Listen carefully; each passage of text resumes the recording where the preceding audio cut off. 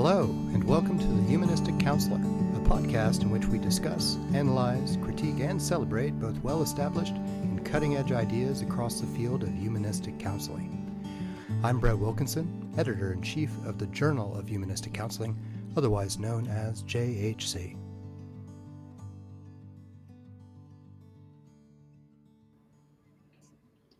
I'd like to welcome Krystal Bryant and Dr. Toupey, Luft. Krystal Bryant is a registered psychologist, founder and owner of Attune Psychological Services in Alberta, Canada. With a rich background in clinical work, Krystal has made significant contributions in nonprofit community mental health, group homes, and an adolescent inpatient treatment center before establishing her private practice. Her passion lies in helping individuals feel more connected to themselves and each other, fostering a sense of belonging and well-being. Krystal, thank you for joining us today. Thanks for having me here today, Brett. Dr. Toupey Luft is a registered psychologist and associate professor in the Department of Counselor Education at the University of Lethbridge in Alberta, Canada. Her doctoral work on how adult women influence the psychological development of girls earned her a SSHRC National Doctoral Fellowship for her research. She is currently working on projects examining the mental health needs of newcomers to Canada, as well as how mentorship plays a role in the clinical supervision of helping professionals. Dr. Luft, thank you for being here today as well. Thank you. It's lovely to be here. Thanks, Brett. So in today's interview, we'll be discussing their 2023 JHC research article entitled Intuition in Counseling, Implications for Humanistic Practice. In this phenomenological study, we focus on how counselors experience instances of intuition in clinical practice, conducting interviews with practitioners that resulted in 4 primary themes about the nature of clinical intuition. To begin, why don't you each share a little bit about your own inspiration for this work? Sure, I'll take that on to start with here. Um, when I started to do this, it was actually as my graduate thesis project, and when I was endeavoring to look into clinical intuition, it was sort of inspired by early experiences with clients who there would be this unspoken part of communication. I remember one instance so distinctly where I had a caller, and we had a very specific protocol when working with callers, especially for like suicide risk assessments. And so, based off the assessment, was no indication of risk, but my intuition, I had this hunch that there was something that was not being said. And so I broke protocol, as a novice, and broke protocol to find out that the person had overdosed.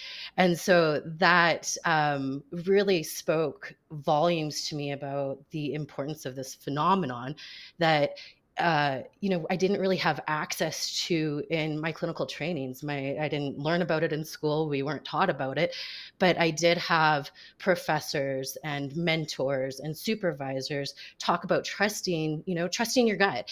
And so to have these profound experiences really compelled me to look into this research. And I had Dr. Luft really support that. I know initially I was very nervous about looking into this topic and thinking, oh my gosh, this is just, this is going to be seen as, I'm not going to be taken seriously. This isn't academic, And so to have the support of Dr. Luft and, the Journal of Humanistic Counseling has been phenomenal to have the interest in it. So. Yeah, thanks, Krystal. And I think, I've had similar experiences, both as a clinician, but also I'm more of an educator these days. And so in my last, probably since working with your group in 2016, just started to come into my own a little bit more about some of the intuitive things about what a group needs. And I think that,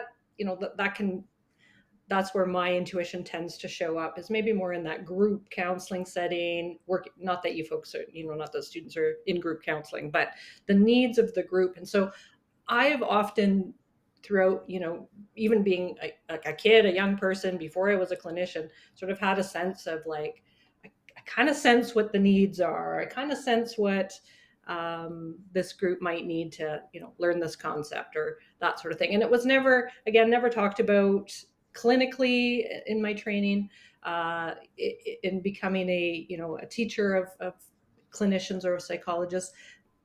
You don't go to the teaching center and they say use your intuition. So I had a kind of a similar experience in that, like, people were doing this, but not a lot of people were talking about what it is or naming it.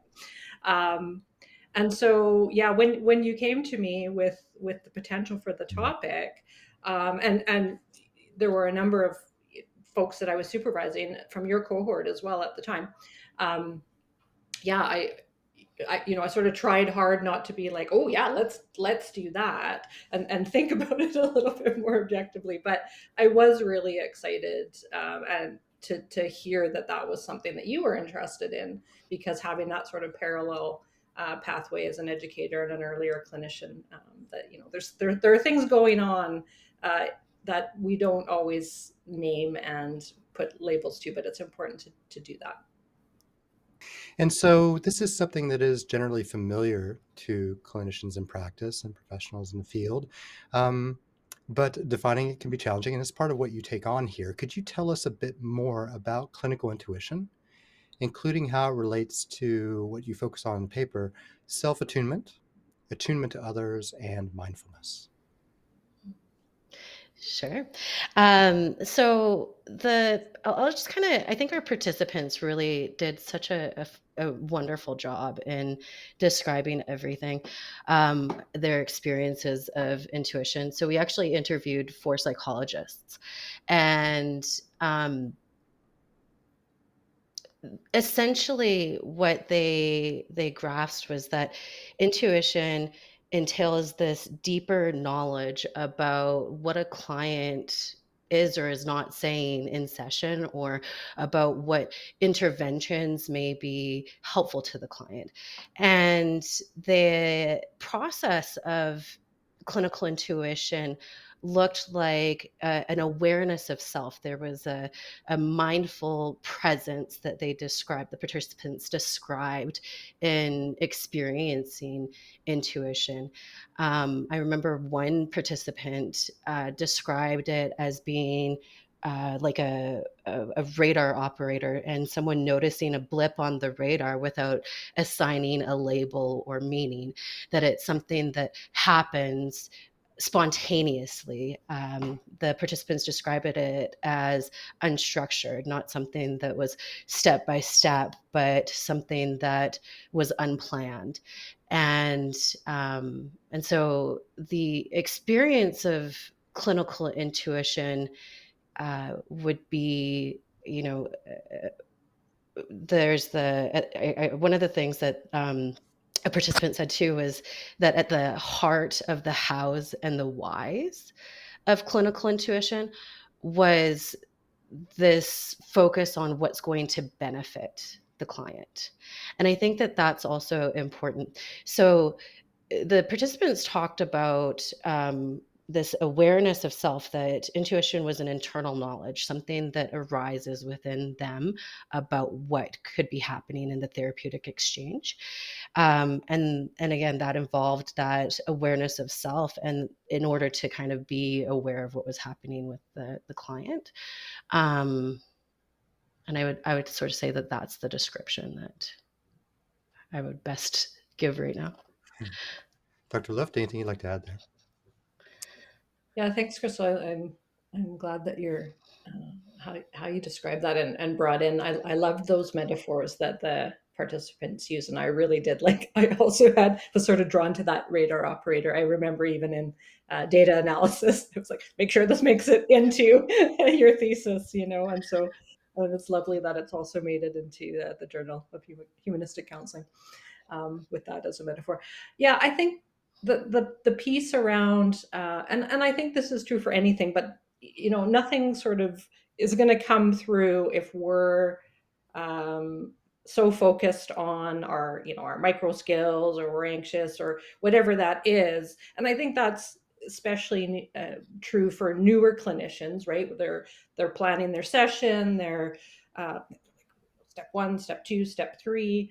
And I think that was part of our rationale for why we did want to talk to folks who were past graduate school, had been in practice for 2 years as a licensed clinician.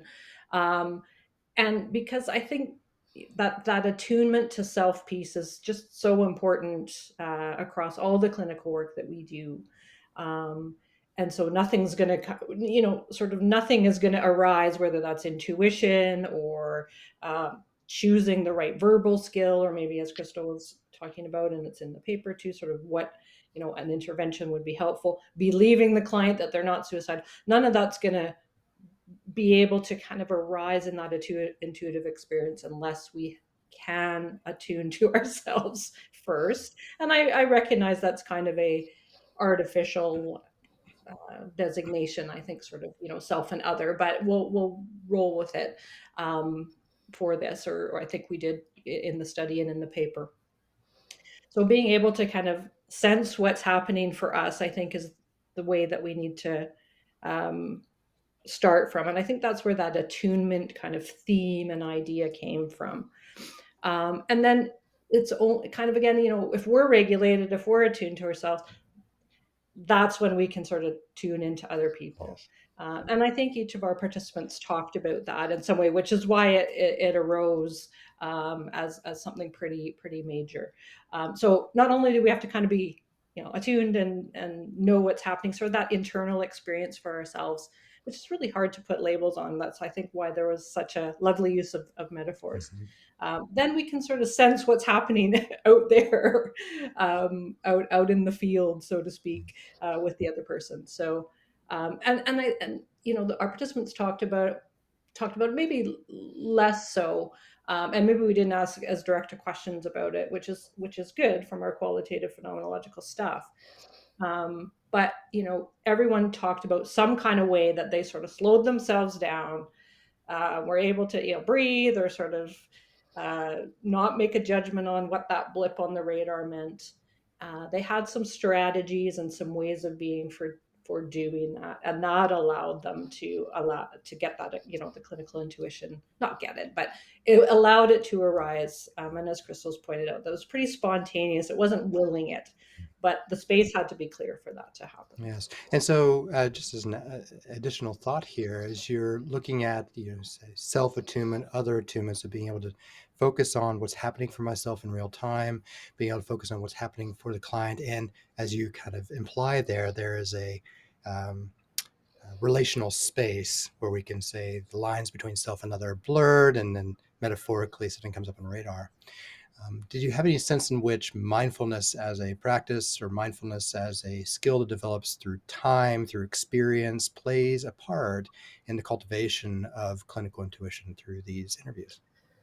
Yes, absolutely. So the participants actually captured the sense of experience, of clinical experiencing, impacting their experiences with intuition. And so it would be, one being more regulated. I remember one participant talking about being more regulated as they became more experienced, less anxious, and how that helped them be more present being with the client than maybe thinking about the interventions or what needs to happen next in the therapeutic encounter. And I think that they did capture a sense that experience plays a role in that, which is also backed up by current literature too. Sorry. Yeah, thanks, Krystal. And as you were saying that, it kind of twigged something in me, which was, yeah, that not being sort of distracted or having your head fill with, what am I going to do next? What's going to be helpful? Those kind of questions. And it reminded me of um, a colleague of mine who's a humanistic practitioner, is very into the mindfulness for grounding herself as a clinician, but also teaching it to students. And she has this great quote that she says when she's teaching students how to use skills, and it's don't just do something, sit there. And I think like that's what our participants talked about, is like we get sort of really hung up on what am I going to do, what are the interventions, what's next, um, and using some of those strategies just to come back to, that relational space, as Dr. Wilkinson just named it there. So yeah, I think it's really powerful, and it's powerful that the participants connected with the topic and with your questions around it, Krystal. Fantastic. Okay, so what do you all view as some of the major ethical implications of your work? The two principles that ethical principles that really came to mind while we were looking at this were the respect for the dignity of persons, and that our clients, when we're working with clients, and the participants talked about um, experiencing that deeper knowledge, almost like the clients didn't really always give us permission to go there.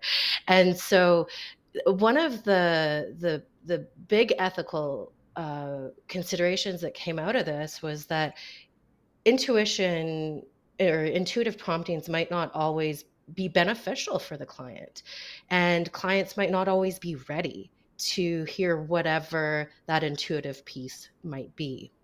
And so there was a consideration that um how would I say this, that when we are presenting information based on clinical intuition, that information is presented tentatively rather than as an authority on the subject matter, and that it's gauging client readiness to hear that information.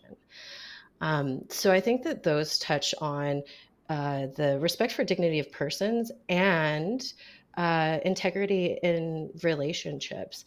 And as I mentioned earlier, there was that non-maleficence piece where it's the do no harm, and that's a huge part of clinical intuition. In fact, one of the participants in the member checking, so when we go back with our findings and ask the participants if they agreed with what our findings were, when we looked at that, one of the participants actually came back and said, I want to be really clear that I don't just change things or do these creative things because it's fun or a science experiment. It's because I genuinely believe that it's going to either help the client or help me kind of further along what's happening in the session, something to that effect. So I think that those are really key pieces when we're looking at the ethical implications of clinical intuition. Would you add anything? Yeah.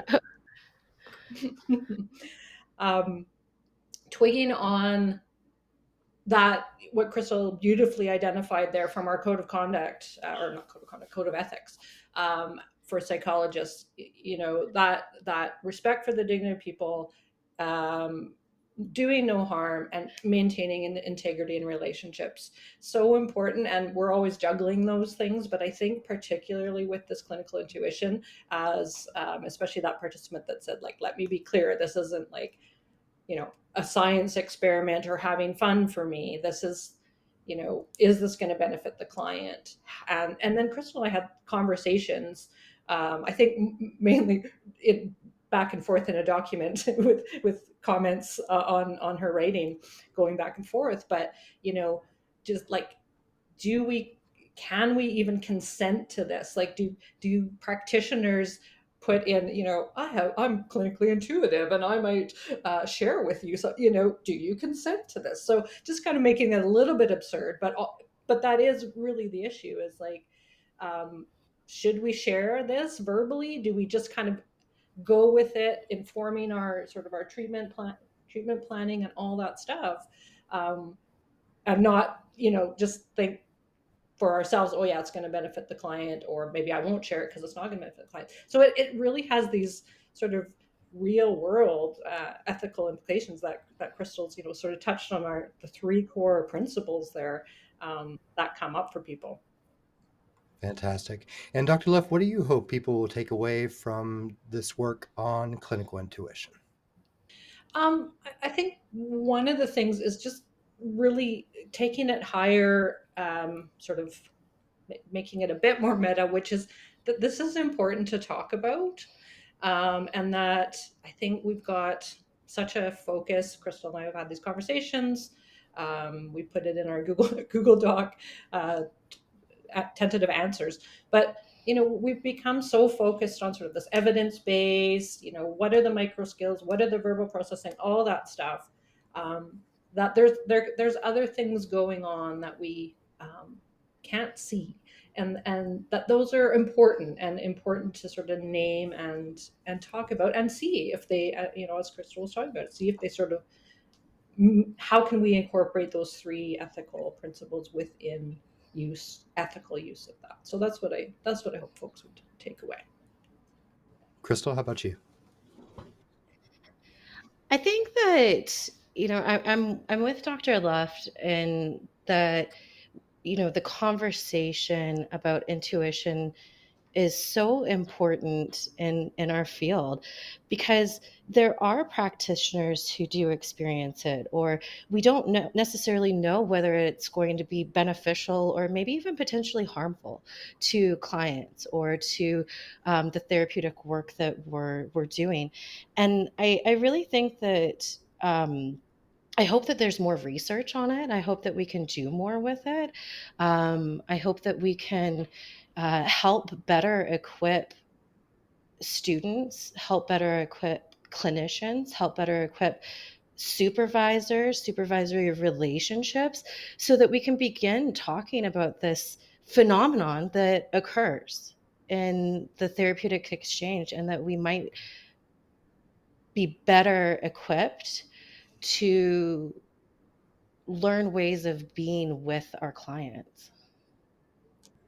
Fantastic. And this paper does a wonderful job of laying these out, and it speaks to the value in our humanistic field, to the balance between the art and science of counseling and psychotherapy, and the and I think for those listeners who go on to read the paper, I think that you'll find some wonderful additional elements in there that will help clarify some of that artistic element that underlies some of the work that we do.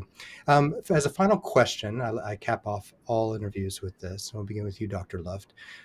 What do you think is particularly valuable about humanistic counseling? Hmm.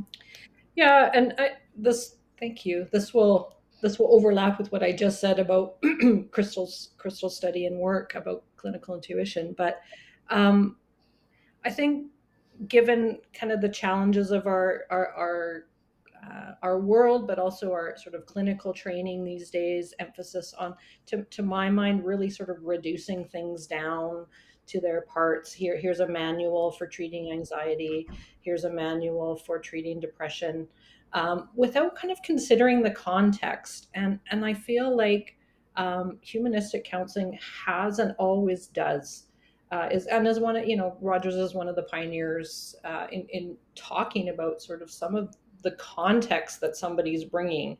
How does that get expressed with the person who's sitting in front of Rogers, and how does sort of that attunement to self and other play into it? So I see it as a necessary balm for today's emphasis. I mean, and again, some of those things are great. Having a way to kind of grasp on, especially for beginners, to work with depression or anxiety. But truly, we're here. We're in this field. This is a bias, but um, we're in this field because we're healers and helpers, and that can't be reduced down. And so that's what I love about humanistic counseling. And Krystal, you going to cap this off? Sure. I think, one of the things that the paper captures is about Rogers saying that clinical intuition helped him help clients get in touch with lost parts of themselves. And I think that that is such a beautiful way of thinking of humanistic counseling, is that it is a way of being with clients and helping them get in touch with parts of themselves that they may have lost. And it's so interesting, that attunement piece, and how, the participants in the study talked about the, core conditions that Rogers talks about, the empathy, the authenticity, the genuineness. There's so much to those experiences and being with a client that I think can really help us be present. And sometimes that's enough. And I love that humanistic counseling gives us that art and the science, as you say, Brett, and that being with clients. Me too. Wonderfully said on both accounts. It's been a genuine pleasure talking with you both today. Thank you so much for your contribution to the journal and to the field and in your ongoing work. And thank you for joining us here. Thanks so much. Thank you for having us. And many thanks to you, good listeners, for spending time with us here at the Humanistic Counselor Podcast. All JHC articles can be accessed through the Wiley Online Library. If you're a member of the Association for Humanistic Counseling, then you get free access to this article and many, many others through the American Counseling Association website at www.counseling.org. If you'd like to become a member of AHC, then we hope you'll visit our website at www.humanisticcounseling.org. Thank you, be well, and hope to see you here next time on the Humanistic Counselor Podcast.